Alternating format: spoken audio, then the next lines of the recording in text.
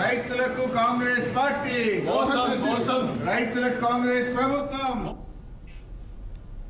ప్రజా సమస్యల విషయంలో అధికారులు అలసత్వం వహిస్తే సహించే ప్రసక్తే లేదని హెచ్చరించారు ఎమ్మెల్యే నరేంద్ర వర్మరాజు. మన ఎమ్మెల్యే మన వార్డు కార్యక్రమంలో భాగంగా బాపట్ల పట్టణంలో ఎమ్మెల్యే పర్యటించారు. 5-6 వార్డుల ఇంటింటికి తిరిగి ప్రజల సమస్యలను తెలుసుకున్నారు. వెంటనే అధికారులు దృష్టికి తీసుకెళ్లి వాటిని వారంలోగా పరిష్కరించాలని ఆదేశించారు. రాష్ట్రంలో కూటమి ప్రభుత్వం అధికారంలోకి వచ్చిన తర్వాత ప్రజల వద్దకే పాలన అనే విధంగా వాట్సాప్ గవర్నెన్స్ 161 సేవలను అందుబాటులో తెచ్చామని ఎమ్మెల్యే తెలిపారు. అందులో భాగంగా బాపట్ల నియోజకవర్గంలోని ప్రజలు ఏ సమస్య వచ్చినా వెంటనే స్థానిక అధికారులకు తెలియజేయాలని సూచించారు నరేంద్ర వర్మ.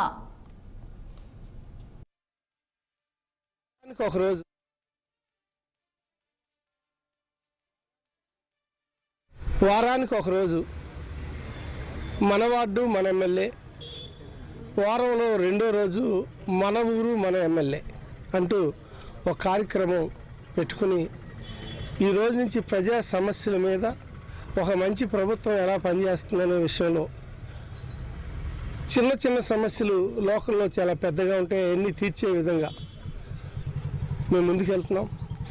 ఈరోజు వస్తే ఈ 5వ నెంబర్ వార్డుకు వచ్చి రోడ్డు మీద నీళ్లు డ్రైన్లోకి వెళ్ళట్లేదు అనేది సమస్య చెబుతూ ఉన్నారు.